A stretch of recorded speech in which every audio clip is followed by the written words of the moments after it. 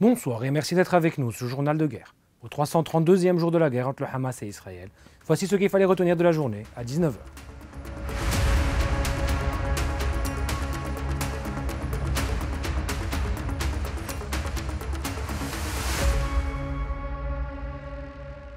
Commençons par la situation à la frontière libano-israélienne. Une frappe aérienne israélienne a visé une voiture à Naoura, tuant 2 civils, un employé d'une société sous contrat avec la FINUL et son cousin, un expatrié libanais.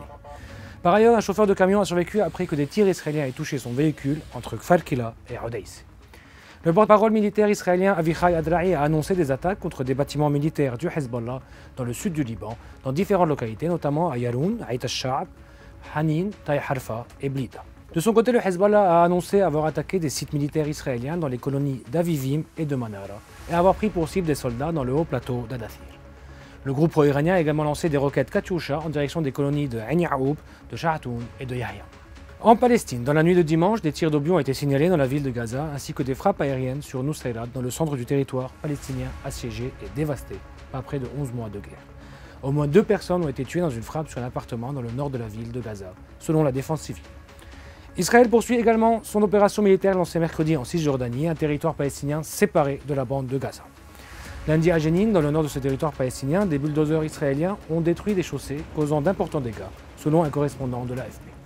Au moins 24 Palestiniens, principalement des combattants, ont été tués par l'armée israélienne en Cisjordanie depuis mercredi, selon le ministère palestinien de la Santé. Tous étaient des terroristes, selon l'armée israélienne. Le bilan humain de la guerre depuis le début de la guerre à 19 h, heure de Beyrouth.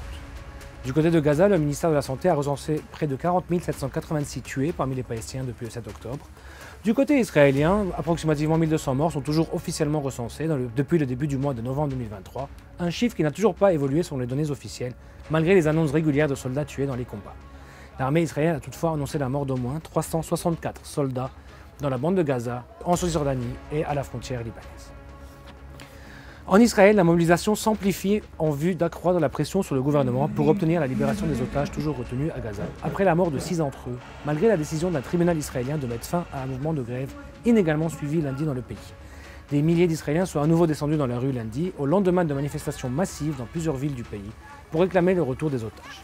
La centrale syndicale israélienne a appelé à une grève générale pour accentuer la pression sur le gouvernement en vue d'obtenir un accord sur la libération des otages.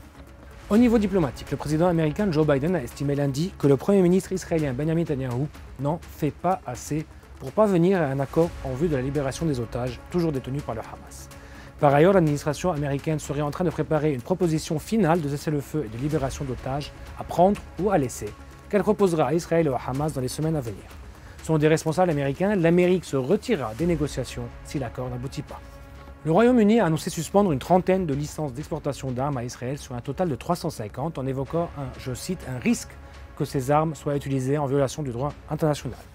Le ministre des Affaires étrangères David Lammy a déclaré devant le Parlement britannique que, je cite, « Pour certaines exportations d'armes vers Israël, il existe un risque clair qu'elles soient utilisées pour commettre ou faciliter une violation grave du droit humanitaire et international à Gaza. » C'est tout pour aujourd'hui, merci de nous avoir suivis sur Ici Beyrouth. On se retrouve demain pour un autre résumé de la situation. Vous pouvez suivre toute l'actualité concernant cette guerre sur notre site www.icibeyrouth.com sous la rubrique Guerre Israël-Hamas, ainsi que sur nos réseaux sociaux.